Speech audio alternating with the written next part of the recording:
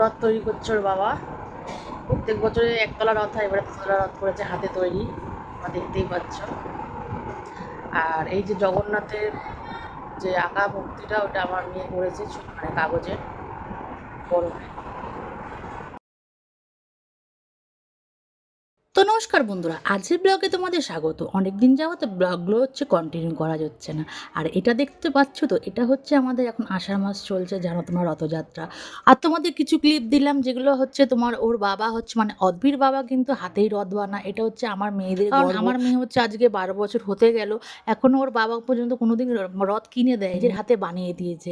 সব বড় মেয়ের বেলাতে একতলা রথই চলছিল, কিন্তু এবার ওর বাবা একটু রথটাকে মডিফাই করে দোতলা করলো। আর এই ক্লিপগুলো যে দেখছো, এই ক্লিপগুলো হচ্ছে আমার মাসির যে ছোট মেয়ে আছে তার বাড়িতে। তার বাড়ি বলতে এটা তার শ্বশুরবাড়িরই জগন্নাথ পুজো হয়, কিন্তু সে এখন কাজের সূত্রে ব্যাঙ্গালোরে থাকে বলে সে ঠাকুরগুলো নিয়ে চলে গেছে ব্যাঙ্গালোরে। কিন্তু তার রীতিনীতি কিন্তু সে একা স্বামী স্ত্রী থাকলেও কাজের সূত্রে যদি থাকে, তোমরা বুঝতে পারছো, থেকে অনেক দূরে, কিন্তু সে কিন্তু তার রীতিনীতি রিচুয়াল কিন্তু কিছু যেরকম বিধি হয় সব রকমই কিন্তু ব্যাঙ্গালোরে বসেই করে।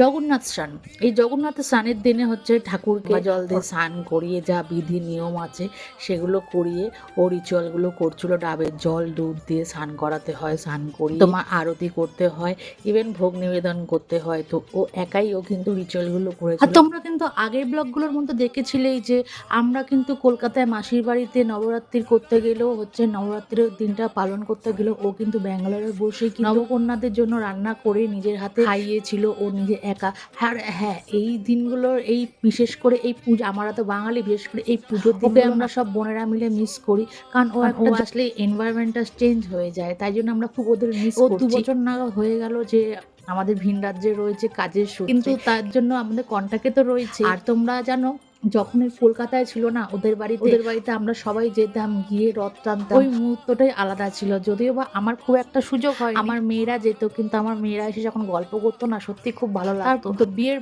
পরপরই সে চলে গিয়েছিল হচ্ছে রাজ্যে কাজে, ট্রান্সফারেবল জব যেহেতু সে চলে গিয়েছিল, সেই জন্য ও আর এই বাড়িতে আর জগন্নাথ উৎসবটা করতে পারে না। কিন্তু কারণ কাজের সূত্রে খুব একটা ছুটিতে বাড়িতে আসতে পারে না, সেই জন্যই ও ঠাকুরগুলো নিয়ে চলে গিয়েছিল।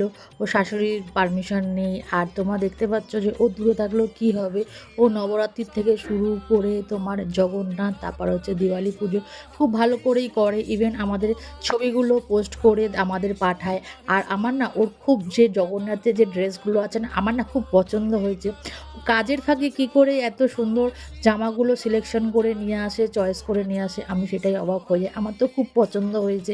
ইভেন আমি ওকে বলেছি যে ও যখন এবারে আসবে ব্যাঙ্গালোর থেকে যাতে আমার ঠাকুরের কিছু কাপড় নিয়ে আসে, কারণ ঠাকুরের একটু ইউনিক ধরনের দেখলাম, যেটা আমাদের কলকাতায় পাবে না। ও এত সুন্দর ইউনিক যে কাপড় চোপড় পরিয়েছে ঠাকুরকে, এর জন্য খুব আমার ভালো লেগেছিল।